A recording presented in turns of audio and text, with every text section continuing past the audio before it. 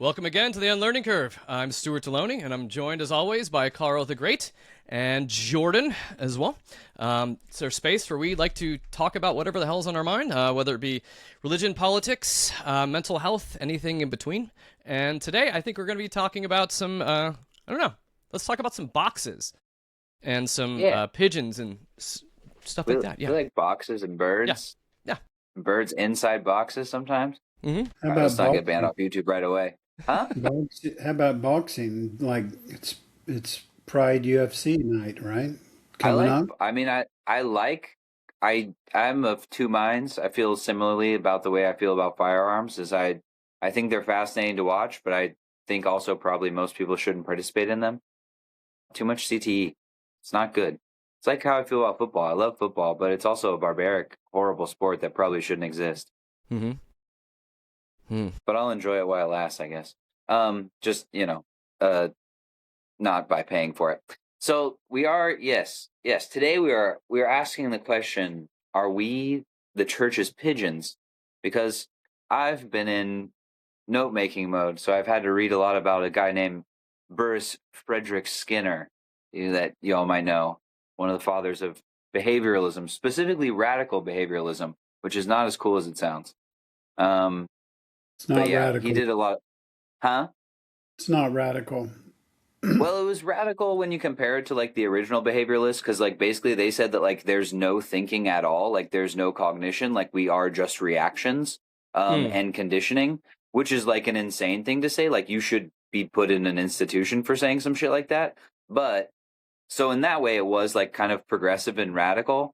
Because I mean, you got to remember the guys working in like the 1950s. Like we got to work within the low bar that we're playing within. But He followed yeah, Pavlov too, right? huh? He was kind of a follower of Pavlov too, Yeah, right? for sure. All the behavioralists kind of are. Pavlov obviously came way like 100 years before this, or well, Mm-hmm. 70 years before he started getting into it. But yeah, yes, they're all the behavioralists are very big fans of that kind of like animal training, and Mm-hmm. how you can apply it to your children, especially with lots of violence involved. Um, so yeah, basically, our boy grows up pretty normal, probably pretty like upper middle class, pretty comfortable life. Uh, becomes a failed writer, then gets a PhD, starts working in behavioralism when it's pretty young. Again, like I said, he like starts to call his kind of behaviorism. I'm going to keep saying behavioralism, which is incorrect, but my brain keeps wanting to say that it's behaviorism. So anyway, forgive my stupid mouth. Um, but anyway, he basically again allowed for like cognition and emotions inside of his kind of framework, which again is why it's radical. Because like the old ones did not. Yeah, he's a fucking liberal cuck. But um, yeah, he creates Skinner boxes, which I'm going back to Frederick, his middle name, which Stuart mentioned. Stuart, what do you know about Skinner boxes? Skinner boxes? Not a ton. Besides what I've read from what you were showing me. I mean, And the notes as yeah, well too. Yeah. I they're basically just a box that a pigeon can like peck on one side, but I do think they sound like when you have to like have pull out your toy from your closet because you don't have enough time to run to the glory hole down at the local Bucky's. But anyway, that's just how I feel about it. But he figured out that you could basically inside of these boxes you could, because he's working on conditioning, right? But he works more on like operant conditioning, but basically the birds would like originally would peck on one side of, there was like a kind of like a foam thing, cardboard thing on one side, and they'd peck on it and then they'd give them food. So he was just like, well, what if we just put it on a timer? So they just put it on a timer, but the birds would basically like start doing different things like bobbing their head or flapping their wings or like jumping up and down. And then that would happen simultaneously as the food released. And so they basically just became superstitious. And so I think there's like, I don't know, when I was like studying through, I was like, this sounds so much like church. Like it's kind Mm-hmm. of weird to me. And then obviously when you see people that take behaviorism, like old James Dobson, that our old friend of the pod, that piece Mm-hmm. of shit. Uh, but like then it's like 1 to 1. Like he's literally just like, oh, if you have kids that are like acting up, positive punishment, just beat the Mm-hmm. shit out of them. not too much, you want them to cry, but you don't want them to cry too much kind of thing. But yeah, I mean, it's just, I think this is not for me to say like all behaviorism is bad, because I think there's certain parts where it has its place. And when you combine it with other things like cognitive behavioral therapy, those kinds of things, I think it has its uses. But I do think, both in society, like I work in education, mom works in education, like there's a lot of people that try to push behaviorism so much, and it's just basically that kind of shit, like scream at kids, yell at kids, take away stuff from kids, instead of like actually getting on their level and like having a conversation with them. And I think the fucking church does it so much too, and I think it's just really, really bad. So yeah, anyway, it's carrot and stick stuff, right? It's well, you get to a pizza party if you behave in school. You get to stand from recess if you don't. That's kind of how it starts. But then people like the homeschool movement did blanket training, where you hit toddlers with glue sticks because they try to crawl off of a blanket. It gets extreme, right? And it's just, the thing is, though, what happens, and I know this happened to me as a parent and in churches with youth groups and so on, we'd try a few incentives, we'd try a few punishments or taking away privileges or whatever. If that didn't work after 2 or 3 times, guess what we said? They don't want to be good. They don't care. They know the rules. Yeah. They're just bad. But maybe what's more true than that is maybe they can't. And maybe they were dysregulated when they came to school, or maybe something traumatized them. And now that's why they're acting out. And it's not just a matter of, in the moment when they're dysregulated, they're going to give up the pizza, and they're not going to be afraid of your punishment, because everything in them is in survival mode and has to do this. And it just doesn't work for every student. And my only other point, the other side of this, is that, are we sure compliance is the only thing we want? Too much talk in society and schools and all that kind of stuff about, well, they're good kids because they comply. And really, is that a fully developed young lady or young man if they just comply? Maybe they're surviving, they comply to survive, whatever, but are they fully developed because they haven't found what's wrong with them, and so on? Compliance is not the only thing we want, unless we're just going to, reproduce ourselves and make a lot of factories and, have 2 classes of society and so on. Then, yeah, compliance, I understand why you want it. Anyway. No, but I think, but the question too for a lot of this is it's how do we control groups, and versus individuals, and then is it, are we like looking to control them for like compliance, or are we looking to like help them change and grow? Which I think usually it's the compliance, because it's easier to move people in mass with that. And when we add in punishment, like in religion, like we're talking about Dobson, like, I mean, punishment-based religion, like it's not going to create the saints that they think they're going to. They're just going to just create better liars. Because again, like that's part of compliance. Like it's I don't want to have pain now, so how do I modify my behavior to eliminate that pain? And oftentimes they can come by lying or faking it, or learning how to like mask who you are, or be someone different. And then I think that, then what have we accomplished in all of this too? I think that's there's a quote I was reading from Skinner that is exactly on this. He says, a person who has been punished is not thereby simply less inclined to behave in a given way. At best, he learns how to avoid punishment. So like even the behaviorists know what the fuck is happening. Like if you're not doing even behavioralism in its barbaric way, like if you're not doing it the correct way, you're not even getting compliance. So like you're just making them better at the exact opposite of what you want them to do. So yeah, I think you're spot on, Stuart. Our number one fan just wrote, compliance is not equal to regulation. And you know what I mean? So that kid could still be dysregulated and complying. And we haven't solved any root problems. We haven't really changed behavior. The other 2 ththings I was thinking of when you're saying that is, one, they probably don't fucking trust you as a teacher, educator, parent, whatever it is. Because like I've heard, there's been a couple things, because we're at the end of the semester, there's been a couple things recently where like a teacher will come up to me and be like, oh, did you hear so-and-so is such and such? And I was like, yeah, like 6 months ago, dude. Like, this is not new news. And they're like, oh, yeah, they just told me. And then someone else will be like, oh, yeah, they just told me. I'm like, okay, all right. So, like, yeah, like they don't trust you with the information until they know it's like to that point. Which is, I think, a huge thing. And like, especially with shame and punishment culture, is like, I think you might yell at me, so I'm just going to be quiet. I'm just going to shut the fuck up Friday, and we're going to just bypass this because I don't want to do it. And the other thing I was thinking of is from a more humanistic psychological perspective is like simply Maslow's hierarchy of needs. If you put someone and you keep them at the lower rungs of like self-actualization, yeah, it doesn't even matter if they're dysregulated. When they come into school, if you go, you're bad, punishment, they're going to go, yeah, I know I'm bad. Like, everyone in my life has treated me like a piece of shit. I have no self-value. So yeah, I'm a piece of shit. So fuck off. Like, I'm just going to get some attention, or at least I'm going to make you feel bad out of it. And then they act out. Mm-hmm. So it's like, there's a number of explanations, but the answer to none of them is punish kids and take away privileges from kids. It's to build relationships with them. Like, So I heard a story about a kid at school, and you guys can help me dissect this. He had a pen. I don't know where he got the pen or how that works. But the teacher said, give me that pen. And he held it up in the air and dropped it in front of her.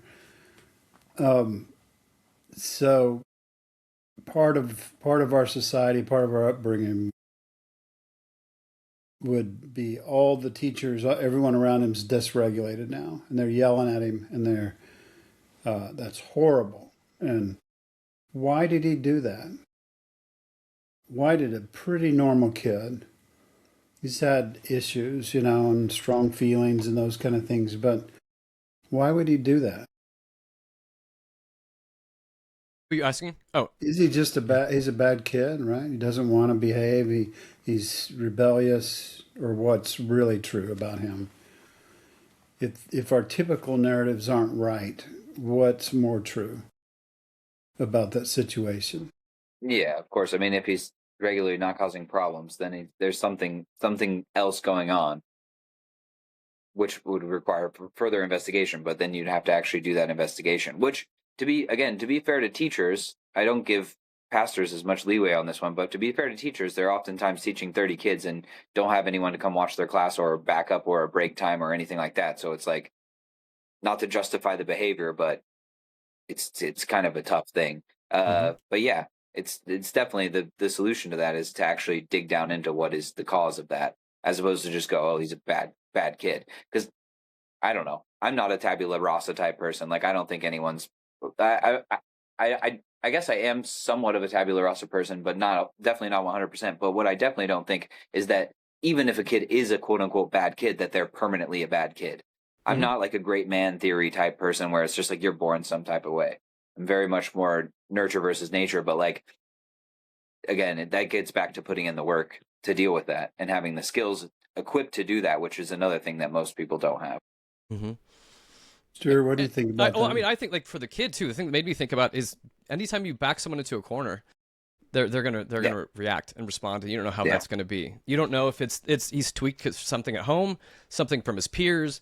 It could be a ton of other stuff. And like I liked Laura had mentioned like the difference, like asking us like what's the difference between compliance and regulation. The goals and the trajectory are completely different. For those, and I think we try to like do those in the same moment, but you can't. Whereas like regulation is like that's going to be very individualized as well too, and compliance is almost just like let's just keep this moving. Let's keep them as quiet as possible. They just need to comply, and it looks different. Like I grew up as a kid that like my trauma made me depersonalize, and that would make me very compliant, and it could make me seem that I was regulated because I was quiet and I wasn't causing any trouble, but I just completely depersonalized for myself, so I couldn't be any further from regulation. But I was fully compliant. Yeah. Did that answer your question, Laura? Kind of. Yeah. See, I don't know what's wrong with me totally, but maybe you guys could analyze me. But I have I a dream notebook already. about right now, if JD was here, if he lived here, I would try to convince him to go to church with me, just so that we could argue with the Sunday school teacher, or stand up in the middle of church and go, "Wait a minute, that's not right," or those kind of things. So I don't know what's wrong with me, but I don't know that I was rebellious or did a lot of bad things when I was young. But something in me said, this is not working. And the more authoritative they are, I had a principal that was 6'7", 300 pounds, and he had a huge. You almost call it a bat, right? It was a thick paddle. It was long, and he would make you bend over the desk, and then he'd like feel your ass to make sure you didn't have a wallet in there, and then he would just beat. Yeah, it's beat really the kids. wallet. That's really what Jail he's worried time. about. Yeah, jail And time just- for that instantly. I got one spanking from him, 2 licks, 2 whack. Yeah, I don't couldn't call them remember- licks. Let's not. Yeah, Call that licks makes it right even now. worse. So I got one. Is that the aftercare? After the wax came the licks? Oh, keep going. I got one spanking from him, and I didn't get any more. I complied, but it just made me more rebellious inside, drove shame deeper inside of me. Like, how bad am I if this guy's hitting me with a bat? It was a paddle, but it felt like a bat. And, so no compassion, no, what's behind this? Why did you do that? Why did you do the thing I'm badgering you about for an hour before I, make it where you can't hardly walk? It's just, and teachers especially don't have time, right? Like JD mentioned, right? But if we don't address, why it's not working for those few people, we're going to have to spend all our time on those few people. Just like in church, and we can run them off and just recruit some new members, or we can just give them suspensions in school. But none of that solves the problem. None of that gets to the root of what's wrong. And that's my deal with behaviorism, is that it didn't ever get to the root of the problem. It got compliance. It didn't necessarily get obedience or even coherence or anything good. Well, like the bottom line for what we're talking about too is education. And the funny thing is, like, is any of this benefiting the education of these children? No, it's an assembly line. Like, we have issues with ratios. Like, I feel like one teacher to how many kids, and what do you expect? I feel like those ratios they're not conducive. They're conducive for compliance. They're conducive for pushing us into these ways. They're not conducive for us to be able to have one-on-one conversations. I think it's the goals and what we're going after, and I feel like we've forgotten why we're doing education anymore in America. And I feel like we're barely funding it anymore. If it makes you feel better, yeah. When I was good. On the assembly line, the manager in charge, he would call it putting a saddle on, and he would go ride people basically, and just stand behind them and humiliate them and shame them until they got faster. And it almost always, they'd have a meltdown, and it's like half the time they'd quit, but it was just faster, more faster. Don't goof around, don't laugh, have a good time, or we'll give you another task to add on to that because you have some spare time. It's not, it's compounding in society, and we're reaping the benefits of it, I think. And I'm curious now, because we're talking like behaviorism and stuff like that too, which every time we mention Skinner, I always just hear like The Simpsons, like Superintendent Chalmers, like Skinner. So I can hear we say that. No, but like how, like when we're talking about behaviorism, how do algorithms fit into this too? Because I mean that's a way that's cultivating our behavior right now without us even knowing. I talk to my side kids about this to try to get them off social media, especially the short video scrolly ones, where I'm just like, dude, that is like the most perfect like operant conditioning that I've ever seen. And you can obviously condition a bunch of other things on there too, like bringing back up trauma and like conditioning that with other things. But anyway, just like giving you just constant stimulation, exactly what you want. When you like videos, you get more of them. Like it's it's a great way to just like just fry your whole like reward system in your brain. Mm-hmm. And at this and simultaneously like lose any like language skills that you have besides like maybe quick listening and the ability to regurgitate memes. But yeah, it's crazy. I have a couple kids that spent like way too much time in other countries, and were like kind of allowed to just like use their phone the whole time, and then they come like to us and I'm like, yo, you got to write essays, and they're like can barely write a sentence, and I'm like, oh my god, like this is going to be tough. And then of course one day they'll show up with like a beautifully written 2-page paper from ChatGPT, and then but yeah, I think it's really bad in a lot of ways, and it's yeah, Mm-hmm. it's condition. I mean, it's straight up conditioning, and the way the algorithm works, it just rewards you all the time, which is horrible. Because it doesn't. Something one of you mentioned earlier, talking about kind of like these like kind of extrinsic rewards was another thing that I was thinking about with these kind of things as well. Is where then when you have the pizza party or kind of like the dopamine rush from the cell phone, like well, when you don't have those things, then it's really hard to build intrinsic motivation because Mm-hmm. you either keep needing like a drug more and more of the pizza parties or the external reward, or you have to build it up in yourself, and it's hard to do that when all you get is this external rewards. So anyway. Yeah, we're secretly kind of um, cheering for the brutes, the abusers, in a way. I mean, I just think when we like to watch the WNBA, Caitlin Clark's from around here and stuff, and we really enjoy watching it. But so one day, J.C. Sheldon from Connecticut rakes Caitlin Clark's eyes and then stands, bucks up to her, right? So then this lady named Mayberry, or Mabry, I call her Mayberry, comes and like body pokes her, I don't know, it just knocks her down, right? Knocks Caitlin Clark down. So then later in the game, Sophie Cunningham bulldogs J.C. Sheldon. I mean, literally goes to the ball and then hangs on to her and takes her to the ground. And the benches are emptied and everything else. But I'm saying that to say there's a part of us that that likes the abuser. Mm-hmm. How does 80 million people vote for someone like Trump? They're kind of cheering for somebody to be brutal and be, fight their enemies, all those kind of things. There's a part of us that says it's really hard to deal with a difficult kid. Somebody just beat the shit out of him, and then maybe he'll behave, or, take away all of his privileges, take away all of his self-esteem, shame him. There's a part of us that likes that, whether we want to admit it or not, that we in some ways like the bully, as long as he's not bullying us. Mm-hmm. I think because it's simple, so it's really easy. It's just like because I've heard other teachers talk about that too. Oh, I just failed the kid like because I didn't want to deal with his bullshit anymore.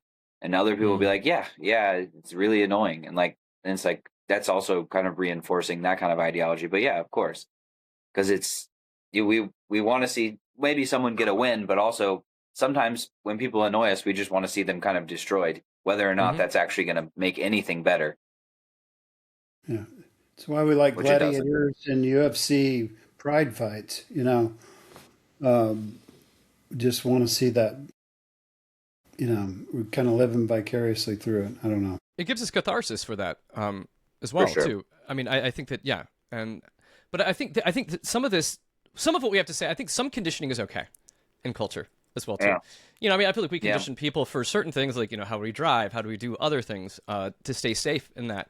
And I think it's just when these conditionings, it overrides everything, because it makes me just think of like and how we condition through language, like in the church. Like how many times have we been told we have freedom in Christ? Jesus is the one that sets us free. But at the same time, like, what does freedom in the church really mean? It just means that we're all agreeing to the right answers that we've already been told. So like freedom in Christ doesn't really seem like freedom at all. It kind of seems like bondage church Yeah. wise. Like Don't be Yeah. gay or liberal or whatever. yeah, yeah. Mm-hmm. JD, so put you on the spot. So let's move away from Don't do that. behaviorism. Yeah, I'm going to put you on the spot. Let's move away from behaviorism and what are some positive steps we can take to start moving in the right direction? And maybe you've already articulated them, but just in summary, we kind of find ourselves in that behaviorism model. We experienced it in school, we experienced it with our parents, and so on. So it's normal for us, and we're trying to get out of it, and we understand some things like regulation and deregulation and those kind of things now. So then how do we move forward, and what are some simple, maybe hard steps, but things we can understand? How do we move Are you saying forward? using it? You're finding yourself using it on yourself, or you find it using it on others? I think I Mm. find myself condoning it, or I think in a crisis, I find myself like going back to that. Um, I, to be honest, the thing I feel most bad about is I get too mad at my dog for being a dog. Uh, Hmm. you know, and I haven't hurt him, you know, but I've Emotionally, you yelled at have. him and I've kicked at him and stuff that's totally irrational, right? Mm-hmm. Yeah, Because I wanted him to comply with me, and he doesn't even speak the same language as me. You know yeah, what I mean? And that's it's true. kind of the same with younger kids sometimes when you're trying to mentor and so on. You get that frustration. What do what do we do? How do we move in the right direction? Well, I mean, if it's that kind of like crisis thing, then it's really about regulating yourself. Yeah, I mean that's the biggest thing, and then dealing with it once you're more regulated. But I mean, I don't know, in general, like again, like I was kind of saying, like for um like when I'm dealing with like students and stuff like that, it's more about just like building those relationships and then kind of working through those issues with them when they are like in a calmer space and able to like articulate themselves a little bit better. um I think honestly also a lot of times, again, when I'm like in a teaching situation, when you don't freak out like they kind of are Mm-hmm. goading you into, like you're talking about the kid dropping the pencil or something, like when you get it, like all the kids in the room are like ooh kind of moment, and you're just like, okay, like it's like I've seen like you're that's not shocking to me. Like I've had kids like hit me and shit. Like I'm not.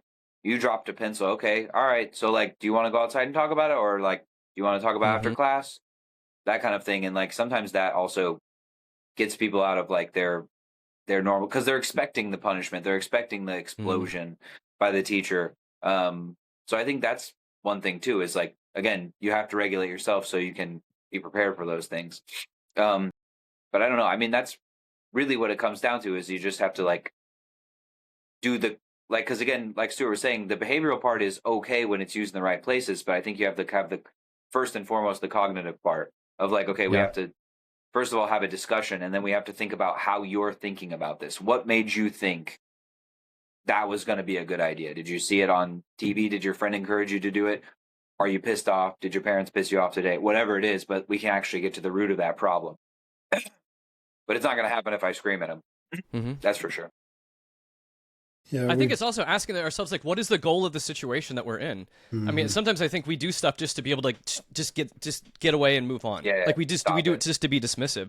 But I think Yeah. sometimes like it's even asking ourselves like, what, like, okay, so I'm annoyed at Sweet Winston here.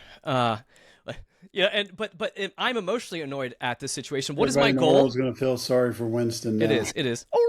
Um, Yeah. but no, but I think even if it's a kid or another person, like, what is my actual goal in this situation? Because I think sometimes when Yeah. we're emotionally in it, we respond and we react kind of how we want to, but we actually lose the logic of what's happening here. Like, do I like maybe this person is goading me that I'm experiencing out in public? Is this a person I am ever going to see again in my life? Then no, you just walk away. Like, is Yeah. this someone I'm in a relationship with? Is it like, am I a teacher to student? Is it my neighbor? It just depends, I think, on also what we're hoping for, the Yeah. outcome in the situation. Yeah.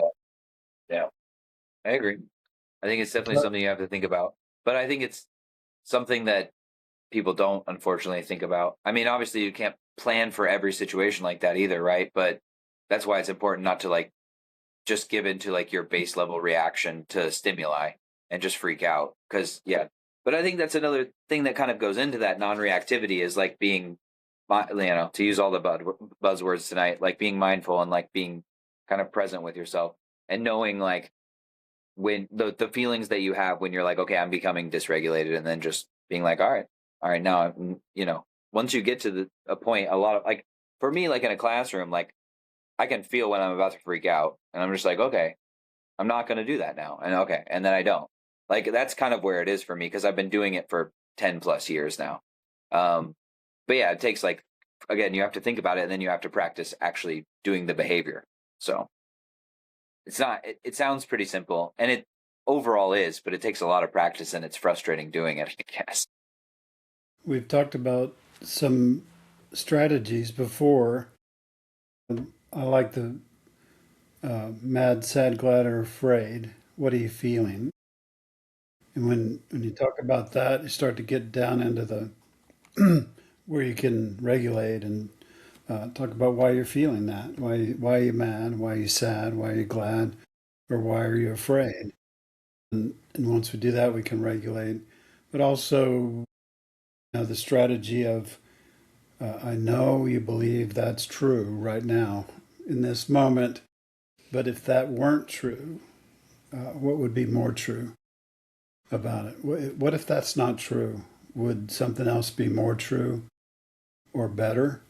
And, of course, then you're moving up into the front part of your brain and moving out of dysregulation and so on. Yeah, I also have to tell you, when you're working with kids, you got to expect them to just say dumb shit most of the time when they reply to you. Because I've had kids that I'm like, you shouldn't have done that. Yeah. What are we going to do next time? Yeah, sure. And then they do it again. Or you just go, they'll tell you some shit they're doing that isn't really even about me. It's about something they're doing at home that they shouldn't be. Like, you shouldn't do that. Here's X, Y, and Z reason. Like, I'm not trying to be, parentalist on you and like tell you how to live your life. I did plenty of dumb shit when I was a kid. But I'm telling you, like, from experience and seeing some of my friends fuck up, like, it's not a good idea. And they're like, yeah, I don't care. And I'm like, okay. Then that's basically all you can do, except for and then the next time you have the conversation, you're like, is that working out well for you? Well, not really. There's some and then you just have to keep doing that. But it's fucking frustrating because most of the time when you explain them, it's not like this. Not to like poo poo on what you just said, because that's what you have to do. But I just want people to be ready for it, to not go like, it's not going to work like magic words. It's not going to go will smooth. not be smooth most of the time. It's going to be shit. You're going to eat a lot of shit is what I want to tell people. And like, that's part of what it's fun, because then you actually have a sense of accomplishment when you do it. It's not just going through the fucking motions again. Like you have to read and react and like actually deal with this person and find times when you can talk to them and when they'll be when they're feeling open and things like that. But yeah, I don't know.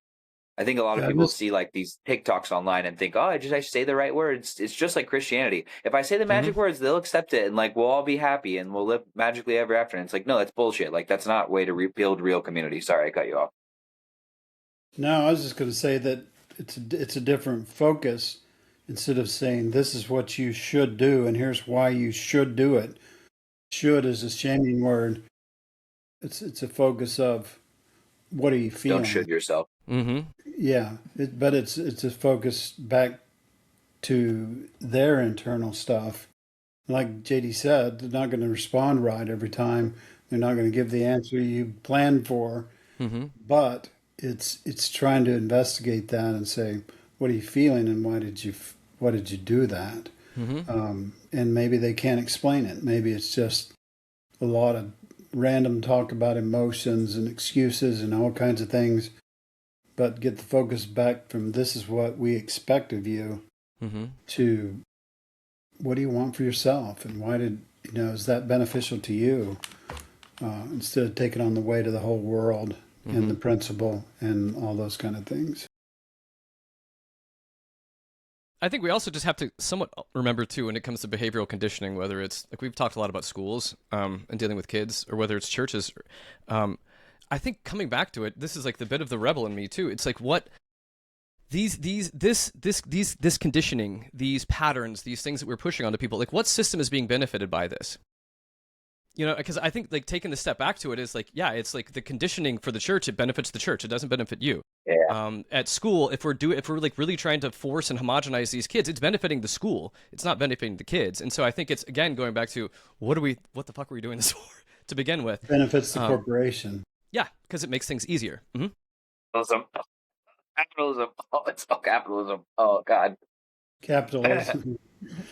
That's what it. I mean, that's what it is. That's why the schools are designed the way they are with bells and these other Pavlovian devices. Is because we want to dump the most people out into the work market that we can, so we can keep wages low. Have a big pool of labor that we can pull from at any time. That way, if they ever try to organize, we can kick the shit out of them. Tell them to go get themselves fucked. It's all the same thing. The church is the same thing. The church in America is just a fucking money making operation. It's all fucking capitalism. Like, I don't mean to sound like a Marxist because I'm not, but like it is. It's all about fucking money, and power, I guess. But you know, chicken or the egg kind of thing. And armed forces, you know, that does. I mean, again, capitalism. Like those benefit, you know, Lockheed Martin and Raytheon and all those great American companies that make money off of killing children. Yeah. There you go. Capitalism. It's fun.